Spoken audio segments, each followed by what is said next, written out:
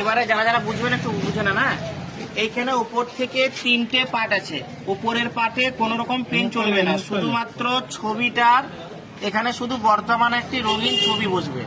সেই ছবিতে কেউ যদি চশমা পরে থাকেন, চশমা খুলে ছবি তোলাটাই ভালো। আর মুখ কান নাক যেন পরিষ্কার আসে, পাসপোর্ট সাইজের ছবি বললেই হবে।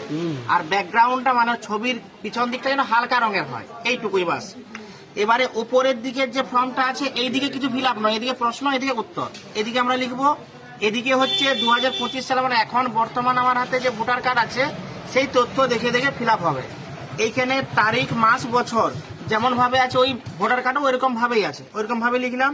আধার নাম্বার ঐচ্ছিক, ওটা করতেও পারেন নাও করতে পারেন, কারোর যদি আধার কার্ড নাম্বার থাকে দেবেন, না দেবেন কোনো অসুবিধা নেই। মোবাইল নাম্বার কিন্তু মাস্ট চাই, এবং যেটাতে ফোন ঢুকবে সব সময়ের জন্য সেরকম একটা মোবাইল নিয়ে বাড়ির 4 জন 5 জন 6 জন পর্যন্ত দেওয়া যাবে। এবার হচ্ছে পিতার বা অভিভাবকের নাম, ওখানে যার নাম আছে তার নাম দিতে পারেন বা বাবার নামও দিতে পারেন। এবারে কোনো মেয়ের যদি বিয়ে হয়ে যায়, সে বাপের বাড়ির বাবার নামটা দেবেন, শ্বশুরের নাম হবে না। শ্বশুর বাড়ি শুধুমাত্র স্বামীর নাম হবে, তার জন্য আলাদা ঘর আছে। স্বামী বা স্ত্রীর নাম, যদি তার বিয়ে হয়ে থাকে, মেয়ের হলে স্বামীর নাম দেবেন, ছেলে হলে স্ত্রীর নাম দেবেন, এটা কিন্তু লাগবেই বিয়ে হলে, না হলে লাগবে না। আর তার ভোটার কার্ড থাকলে ভোটার কার্ডের নাম্বার লাগবে। আর এখানে মায়ের নাম লাগবে, মানে মায়েরটা হচ্ছে মেয়ের যে বিয়ে হওয়া মেয়ের ক্ষেত্রে বাপের বাড়ির মা, শাশুড়ি নয়, ঠিক আছে? সবকিছু হচ্ছে বাপের বাড়ি। ছেলের ক্ষেত্রে তো মা একটাই, মানে যা হবে সব হবে বাপের বাড়ি। শ্বশুর বাড়ি শুধু স্বামীর নামটাই থাকবে, আর কারো নাম থাকবে না।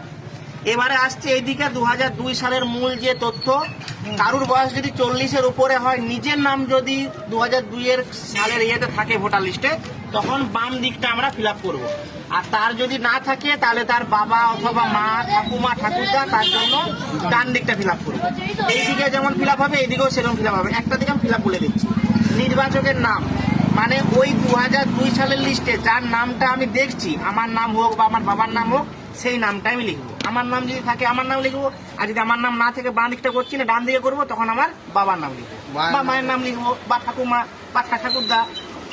আর যদি কারুরই নাম না থাকে, এমনও হতে পারে 2002 কারুর নাম নেই, দুটো লিস্টে ফাঁকা রাখবে। শুধু উপর টুকুন ফিল আপ হবে, ছবি সাঁটাবেন, সই করবেন, বাস, বাকিটা ওনারা বুঝে নেবেন। তারপরে হচ্ছে যার নাম দেবো তার এপিক নাম্বার, তার আত্মীয়ের নাম, ওই 2002 সালের ভোটার লিস্টে তার একজন অভিভাবকের নাম থাকবে, যার নামটা থাকবে তার নামটা লিখবো। এক্ষেত্রে বলে রাখি, অনেকেই আছে ভোটার কার্ডে এখনের হোক বা 2002 হোক ভুল থাকতে পারে, টুকটাক ভুল, যেটা থাকবে সেইটাই লিখবো, ভুল থাকলে ভুলটাই লিখবো।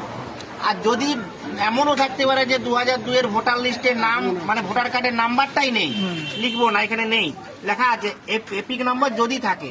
অনেকের ফাঁকা আছে, থাকলে দেবেন, না থাকলে দেবেন না, কোনো চাপ নেই। এবার আত্মীয়ের নাম দিয়ে দিলাম। আত্মীয় সম্পর্ক, মানে যার নাম 2002 দিচ্ছি, তার সাথে তার যে আত্মীয় আছে, মানে তার যে অভিভাবক আছে, তার সাথে তার কি সম্পর্ক, এখানে আমার কোনো রোল নেই। মানে আমার ধরুন 40 বছর বয়স নয়, আমি এখানে নাম দিচ্ছি আমার বাবার, তাহলে আমার বাবার অভিভাবক হবে আমার ঠাকুরদা, তাহলে বাবার সাথে ঠাকুরদার কি সম্পর্ক সেইটা লিখবো, হয়ে গেল। এবারে জেলা, রাজ্যের নাম, বিধানসভার ক্ষেত্র, তিনি তখন যদি এই বিধানসভার আন্ডারে থাকতেন, তাহলে এই বিধানসভার নাম লিখবো 2002, আর 2002 যদি অন্য বিধানসভায় থাকতো তাহলে সেই বিধানসভার নাম লিখবো।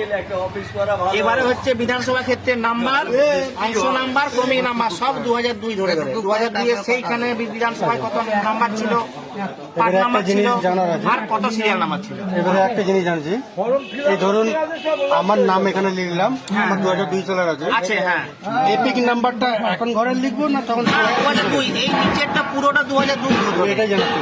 আচ্ছা, উপরটা 2025 ধরে, বাবা মায়ের যখন নাম লিখবো তখন তাহলে 2002 সালের এপিক নাম্বার লিখবো। হ্যাঁ, এপিক 2002 লিস্ট ধরে যার নাম আছে তার নাম লিখবো।